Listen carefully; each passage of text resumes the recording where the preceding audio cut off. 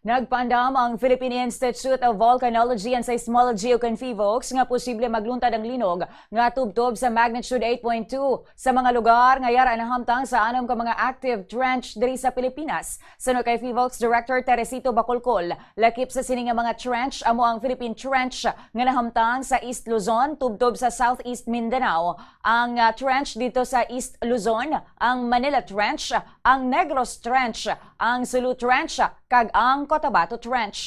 Ginisyo sa niyang warning kasunod sang magnitude 7.8 nga linog sa Mindanao sang Lunes sang aga nga natabo bangod sa paghulag sang Cotabato Trench. May mga naga-question kung nga hindi man Cotabato ang epicenter sang linog, kag ginpatag ni Bacolcol nga ang Cotabato Trench nagalawig sang masobra 300 ka kilometros. Patag sini ang anuman nga lugar nga nahamtang malapit sa sini nga mga active trench ang mahimo gid maka-eksperyensya sang amo sini kabaskog nga linog.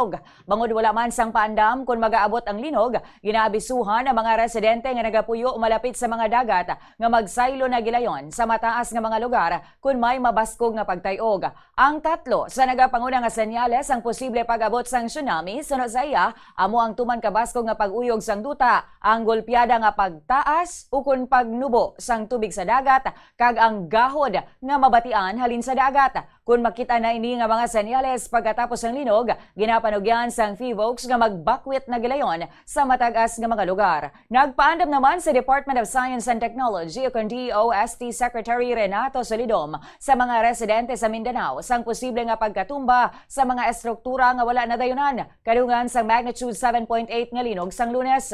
Kabahin ini sang ginalantaw nga mga risgo, ilabi na bangod madamo pa nga mga aftershock ang masaming record sa una nga 3 ka adlaw pagkatapos nga magtayog ang mabaskog nga linog.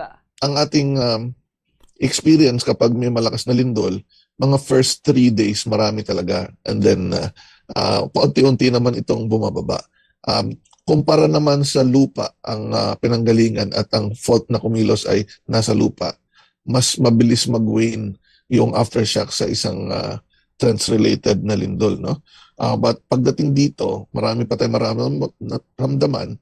1,100 ng aftershock na na-record ng DOST FIVOX. So siguro, isipin ng ating mga kababayan na mararanasan pa natin yung ramdam or felt na paguga. Kaya ingat sila parati kasi yung mga bahay at building na hindi natumba pero may mga sira na ay baka matuluyan. Kaya importante na i-expect nila na after several days to a week, meron pa yan. At kailangan nating magsagawa ng protective action, drop cover and hold at lumayo sa mga bagay na pwede nang masira.